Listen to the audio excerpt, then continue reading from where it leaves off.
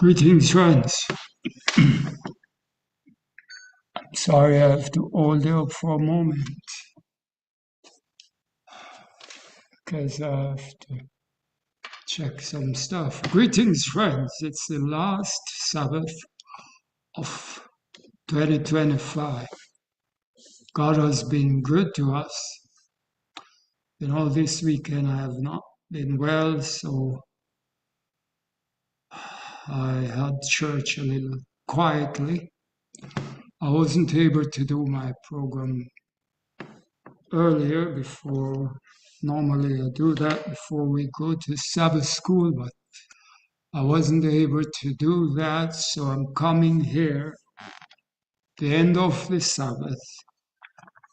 As a matter of fact, as far as we are concerned, it is Sunday morning. As far as the Bible is concerned, evening and the morning are the first day. And so the day has a morning and the day has an evening. And so thanks be to God. What a God. He has brought us thus far. He has allowed to have gone through the ups and downs of the year 2025. Whether we were sick or whether we had death in the family, we had problem, financial problem, relationship problem. And the list goes on and on. I have not been exempt from a few of those. I'm glad I didn't have a relationship problem. I know that's a big problem, that some people are having. But I have not been well sometimes, so I experienced that through the year. And I have had other problems. God is not done with us yet, and that's why we are here. What a mighty God we serve.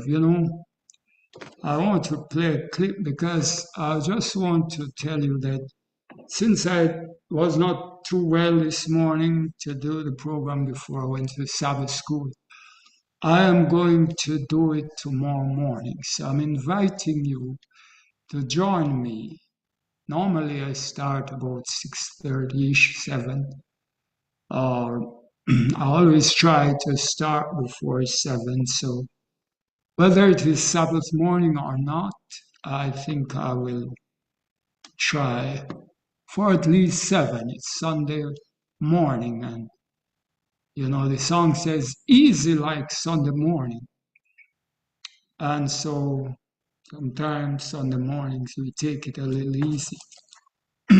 Even though as Adventists we have a lot to do on Sunday because our weekends are mostly on the religious side, the church side,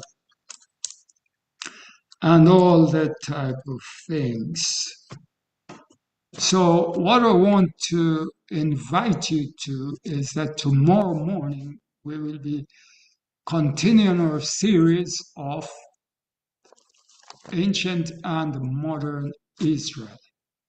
Ancient and Modern Israel. I want to quickly play a clip regarding the strike on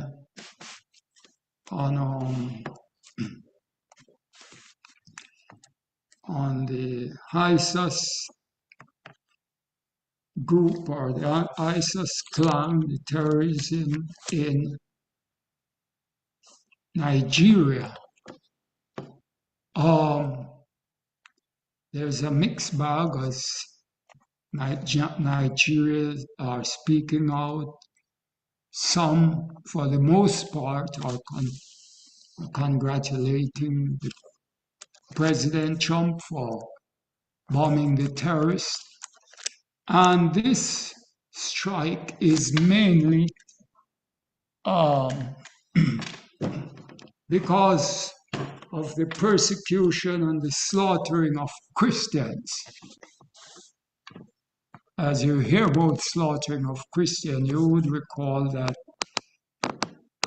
back in the days when Rome, the Catholic Church, was responsible for the main religious sector, when after the falling away of the Christian Church, that there was a lot of massacre. The main focus was on Christians, and they suffered and were punished in many, many different ways. They were burnt at the stake. That's number one, you know that. Both the Christians after the after the falling away started, with Christ, the crucifixion, really. It didn't just stop with the crucifixion of Christ. There were many more after Christ that were crucified, but thank God he was the one and only one that could have taken the death and the suffering that we would have to go through by transgression of the law. So back to this point is that even the reformers, they were brutally slain, thrown to wild animals, tortured, burnt, hunted down in the woods. Nobody was exempt. These were Christians. So my question to you, do you agree with the government fighting for Christian, bombing others for Christians? A lot of people welcome it, as I said, but what's your take? And as a Christian, you must have a personal take. I know if you're a gunslinger Christian, you're going to agree off the bat. But if you're a Christian that it is baffling your minds, I want you to baffle your minds a little more and help me with the answer. Do you agree that the government should be fighting, bombing others, whether they're terrorists, whether they're Boko Haram? Because we heard of the atrocities that these groups are carrying out, have been carrying out. There are menaces. The government obviously can't control them. And hey, crime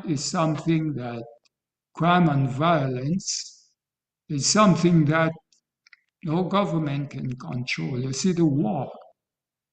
People are bombing other countries, invading other countries, the war in Ukraine, the war in Israel, and Hamas. You recall October 7, what Hamas terrorist gang did? Pure hatred, pure hatred. And of course, what the Jews did to them is another kettle of fish, because they call them the occupiers.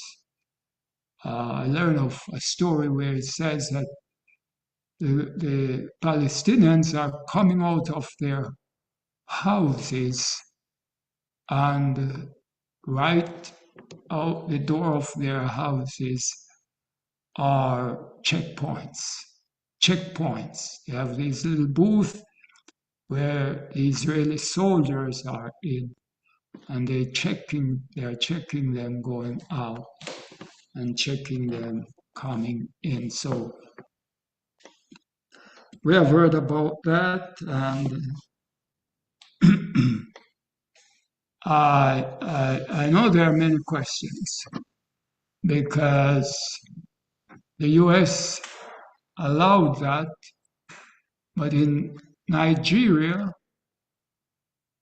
they are not allowing um, the type of violence that the Boko Haram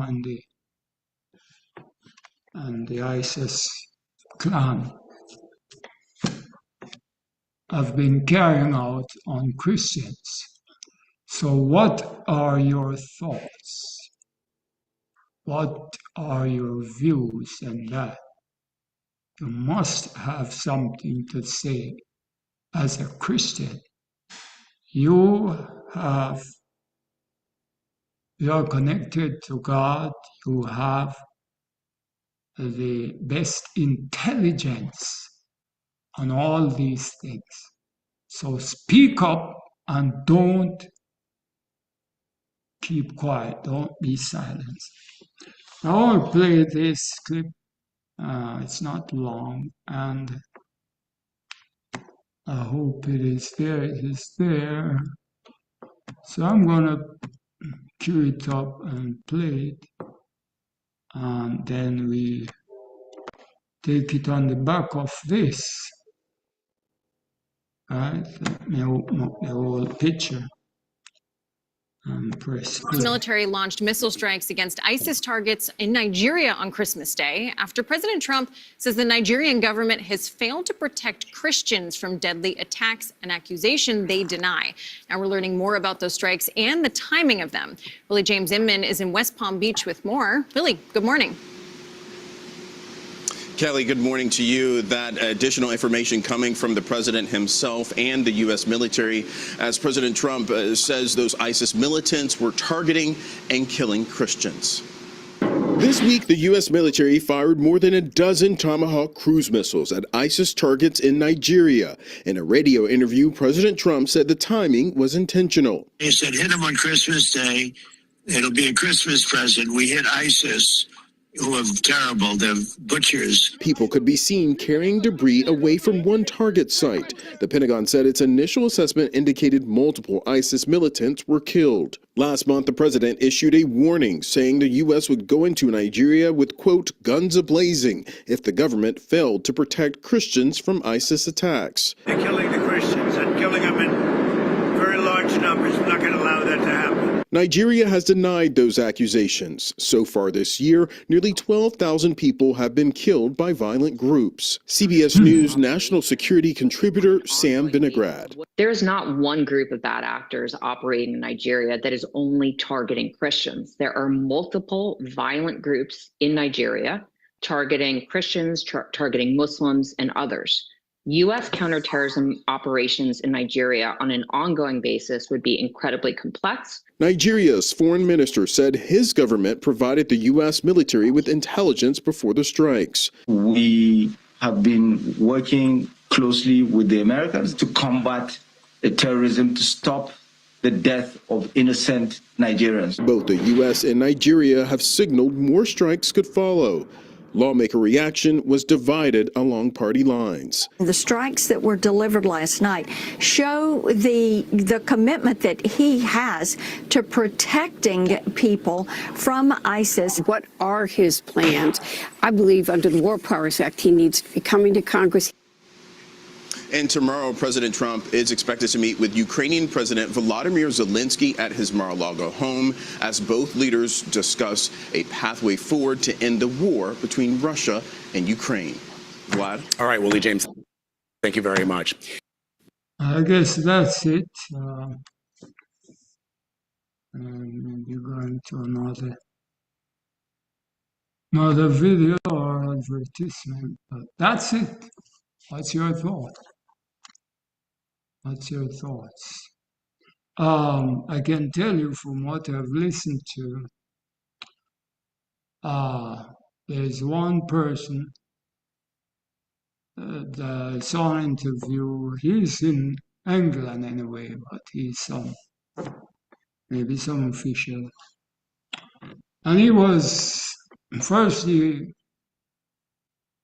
welcomed the strike, but then he was saying that it seems like a shenanigan. It seems like it's, it's just for show, just paraphrasing. And the bombing was bombing of a onion field, and he was saying they spoke to a credible news news agency, and they interviewed a lot of people on the ground. And one of the things is that it was a bombing in an onion field. So maybe they wanted more, but the president promised more, of course. This was just a gift, and Christmas gift, as he said, because he waited for that day. And it's a day when Catholics are celebrating. It's a day when some Protestants are picking up the Catholic tradition and the pagans' tradition and celebrating, cover it with Christ, but you can't celebrate something that pagans originated. Just because they put Christ's name to a lot of things. So are you gonna celebrate everything just because Christ's name, like a candy, is on it? No. But every man to his own. Every man to his own, says the word. I want to read for you a quick verse. Join me tomorrow morning at 6:37-ish. It'll be somewhere between that in that area. I want to read our memory verse and another verse. Our memory verse is from Zechariah chapter 13. Our memory verse is, Zechariah chapter 14. And I'm going to read a verse from Obadiah. You might not see the connection with them, but certainly it will come up in the series. Don't miss this series for anything. Ancient and modern Israel. You've heard the term, and of course, most Seventh-day Adventists know that the name Israel today is referring to the people of the law, the people who have the responsibility for the oracle of God. So Zechariah chapter 14, 1 and 2, write it down. Remember, it is our memory text for this series. I read, behold, the day of the Lord cometh, and thy spoil shall be divided in the midst of thee. For I will gather all nations. I will gather all nations. Remember these words, and you remember them. You'll always remember this text. Write it down. Behold, the day cometh. The day cometh. The day of the Lord cometh. And the spoil shall be divided in the midst of thee, for I will gather all nations against Jerusalem to battle, and the city shall be taken, and the houses rifled, and the women ravished. And half of the city shall go forth into captivity, and the residue of the people shall not be cut off from the city. Yes, there will be a day of the Lord. There will be a war of the Lord. Why would the Lord lose war in a city? All right. You know, Jerusalem is original. Jerusalem is not just where the Zionists are, and the Zionists, the Muslims, the Arabs, all of them. It's not just about them. When you hear the term Jerusalem, it has been and ever will be. It has ever been and ever will. Jerusalem. Even the literal land there, promised land, Jerusalem, is original. It doesn't just come about because of the Jews there now.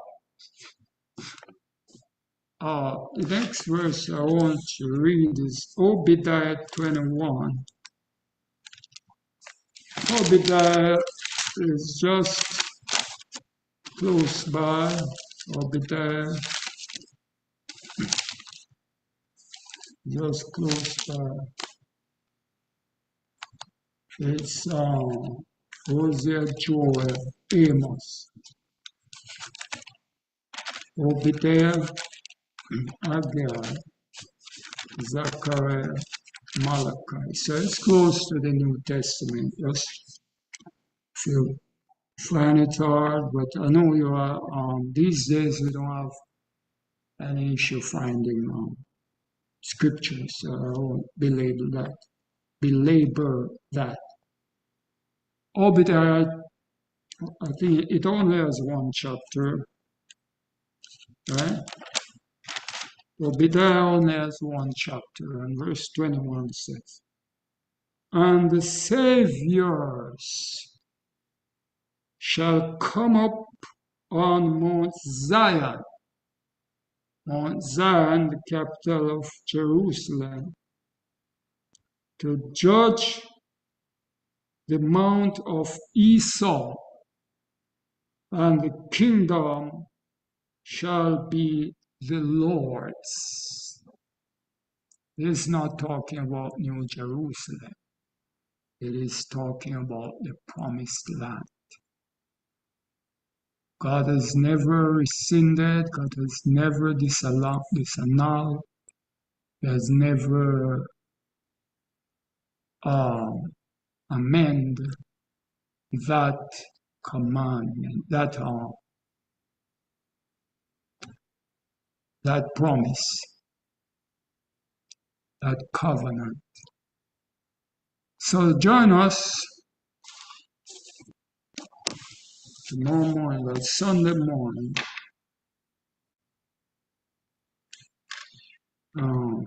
What date is that? Sunday, 27th of December. God bless you. If you can't be good, be faithful and take care of yourself.